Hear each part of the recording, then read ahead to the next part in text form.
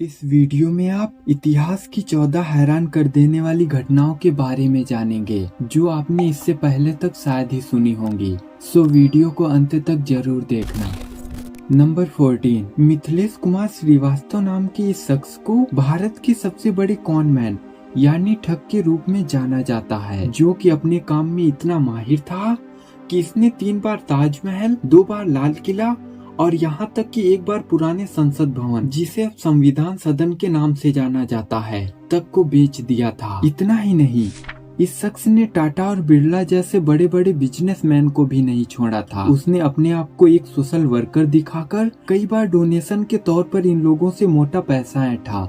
ये शख्स bank cheque, signature और जाली कागजात बनाने में इतना माहिर था कि इसने ताजमहल और लाल किले की ऑफिशियल कागजात बनवाकर इनकी कीमत निर्धारित करके उन कागजों पर सरकारी अधिकारियों के जाली सिग्नेचर कर इन्हें बेच दिया था। ये शख्स कागजों को इतनी सफाई से बनाता था कि उन्हें देखकर कोई यकीन ही नहीं कर पाता कि ये कागज नकली हैं। इसके अलावा मिथिलेश कुमार करीब 10 बार गिरफ्तार भी किया गया, लेकिन इतनी ही बार वो जेल से फरार भी हुआ और आखिरकार जब उसे पकड़ा गया तो उसे 113 साल की सजा सुनाई गई। रिकॉर्ड्स के मुताबिक इस शख्स की मौत 1996 में ही हो गई थी, लेकिन इसके वकील की माने तो ये शख्स 2009 तक जिंदा रहा। 1979 में रिलीज हुई अमिताभ बच्चन की एक फिल्म मिस्टर नटवरलाल की कहानी इसी शख्स के ऊपर बेस्ड थी।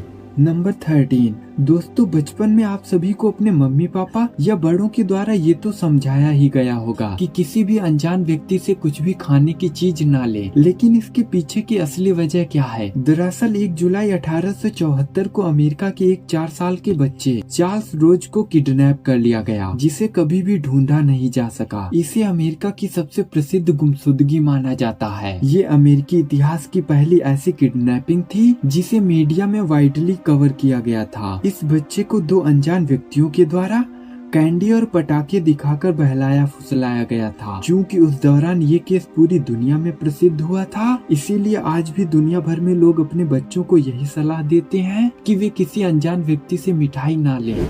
नंबर 12, आज के दौर में अगर आप सड़क पर जा रही किसी महिला को देखकर सीटी मारते हैं तो इसे बड़ा ही बेहुदा और अपमानजनक माना जाता है और इसके लिए आपकी बिना साबुन के धुलाई के साथ ही हवालात के दर्शन भी हो सकते हैं। लेकिन शायद आपको जानकर हैरानी होगी कि 1950 के दशक में किसी महिला को देखकर सीटी मारना एक तरह से उसकी खूबसूरती की प्रशंसा करना माना जाता था, और अगर किसी खूबसूरत लेडी को देखकर लोग सीटी नहीं बजाते तो उसे उस महिला की खूबसूरती की तौहीन माना जाता।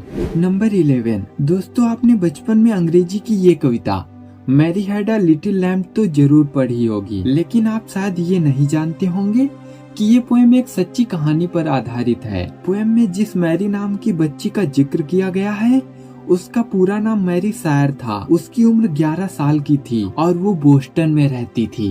एक दिन उसका पालतू मेमना उसके पीछे पीछे स्कूल चला जाता है, जहाँ से इस कविता की शुरुआत हुई। इसके अलावा 1860 के दशक में मैरी ने अपने इसी मेमने की ऊन को बेचकर एक पुराने चर्च के लिए पैसे जुटाने में भी मदद की थी।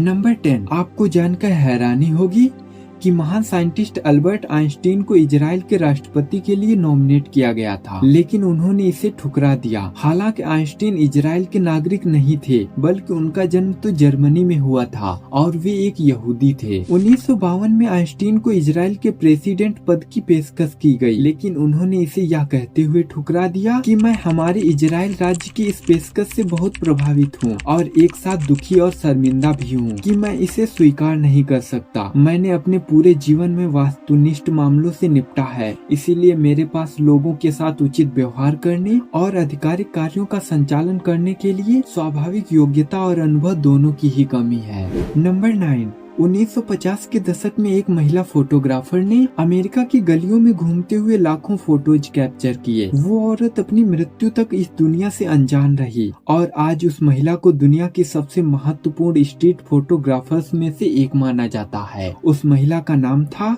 विवियन मायर। इनकी मृत्यु के पश्चात जब इनके काम को खोजा गया तो बाद में इन्हें पहचान मिली।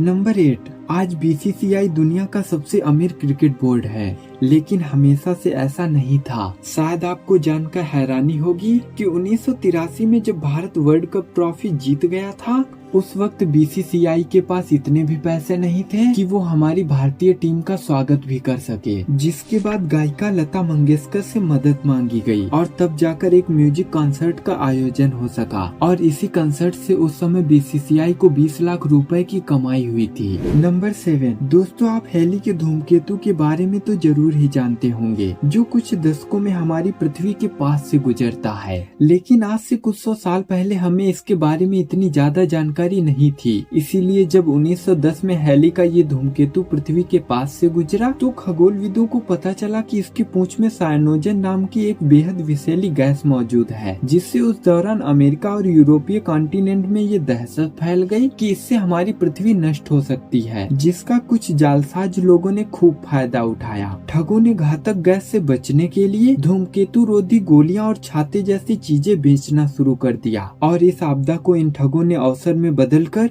अच्छा खासा पैसा कमाया। नंबर 6, एक समय में जर्मन लोगों का ये मानना था कि अगर एक प्रेग्नेंट महिला अपने पति की एक जुराब को पहन कर रखे तो वो प्रीमेच्योर डिलीवरी से बच सकती है।